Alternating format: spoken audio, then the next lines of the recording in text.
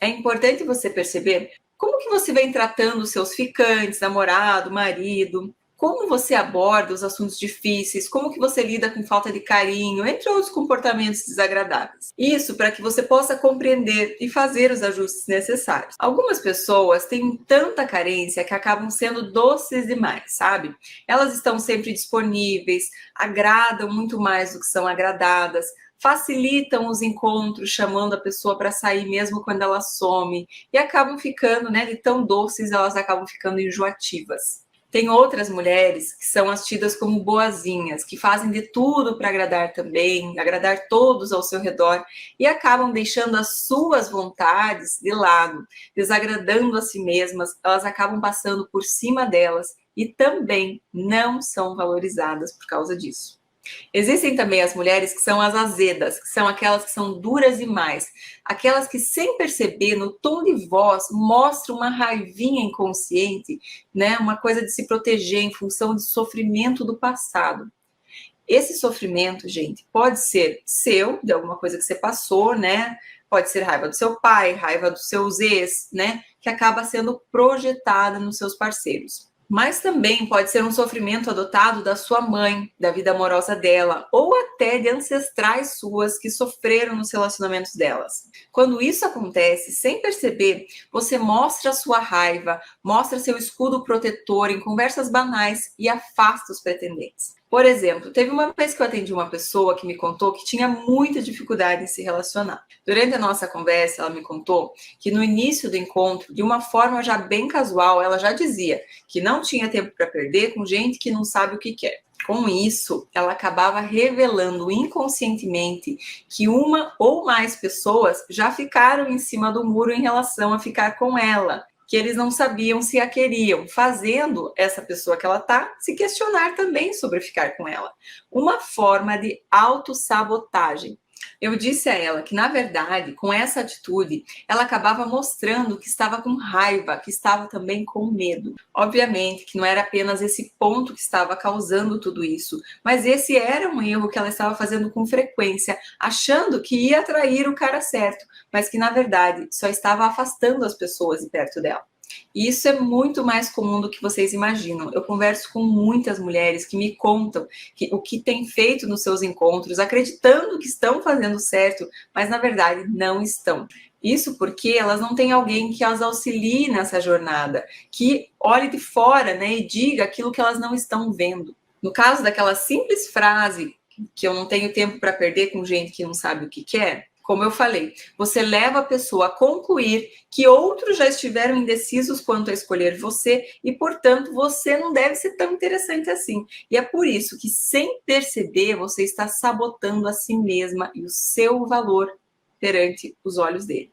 Deixa eu te dar mais um exemplo. Eu lembro de uma pessoa que me contou que quando ela começava as conversas com os caras lá interessados nela, ela logo começava a falar que relacionamento, para funcionar, tem que ter equilíbrio entre dar e receber. E aí ela já ia complementando, porque muitos homens hoje em dia só querem receber, se encostar e se aproveitar da mulher. Quem escuta isso já percebe aquela raiva disfarçada que ela tem do masculino e sem entender por que não se sente atraído por ela. Essa é mais uma razão pela qual, às vezes, aquele interesse inicial que era enorme é perdido ou, às vezes, nem acontece. Esse pilar também é sobre aprender a se impor de uma forma firme e amorosa desde o começo. Colocar limites. Afinal, a vida toda na relação nós vamos sendo testadas. E testamos também. Todo mundo, sem perceber, vai até o limite do outro. Se você não tiver limites definidos, você acaba sendo invadida, abusada de alguma forma. Eu lembro de atender uma pessoa que me contou que estava saindo com uma pessoa há uns bons 6 meses e nada dele falar em compromisso. Aí ela me contou que teve um belo dia que eles estavam lá no motel, deitados na cama, depois de transar, e ela falou para ele que ele podia ficar tranquilo, porque ela estava ficando só com ele, porque ela não era do tipo de mulher de ficar com vários ao mesmo tempo. Eu escutei aquilo e quase caí da cadeira quando ela me contou. Porque ao falar isso, eu sei que a intenção dela era elevar o valor dela para ele querer compromisso, mostrando que ela não saía transando com muitos e, no fundo, ela também queria trazer aquela conversa da exclusividade. Só que foi um mega tiro no pé, porque com isso ele ficou confortável, sabendo que não iria perdê-la. Que mesmo que ele estivesse investindo pouco, como ele estava fazendo naquele momento, ficando há mais de 6 meses, sem nenhum compromisso da parte dele, não só ela nem estava pensando em pular fora, como ela estava dando exclusividade para ele. Então, nesse momento, ela acabou reforçando aquela atitude dele, premiando o mau comportamento com fidelidade. O ficante dela, naquele momento, teve total certeza que não perderia ela. Então, por que ele deveria se posicionar dessa forma? Ele vai continuar curtindo o melhor dos dois mundos sem a necessidade de se comprometer. E algumas pessoas, gente, elas não se comprometem, não é só porque elas querem ficar com outras pessoas. Tem algumas que estão evitando crescer, evitando se posicionar, evitando assumir uma responsabilidade e um compromisso como um adulto, porque isso às vezes é um pouco assustador. Ou porque estão na sua criança. Agora, antes que vocês julguem essa situação, lembrem que é muito fácil ter clareza do que uma pessoa está sendo boazinha demais quando você olha de fora. Quem vive a situação acha que é normal, ou acha que é temporário, que ele vai mudar, que ele vai acabar se apaixonando, etc, né?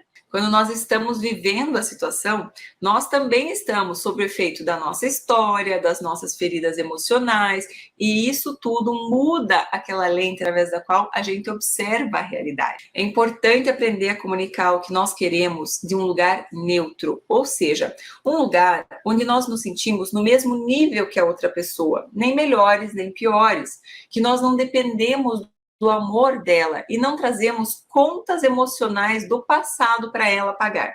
Por exemplo, quando se tem mágoa, raiva do pai ou da mãe, a pessoa acaba projetando isso no parceiro. E ela pode ser um ótimo parceiro, mas sempre vai acabar despertando muita raiva em você e você vai achar que a culpa é dele.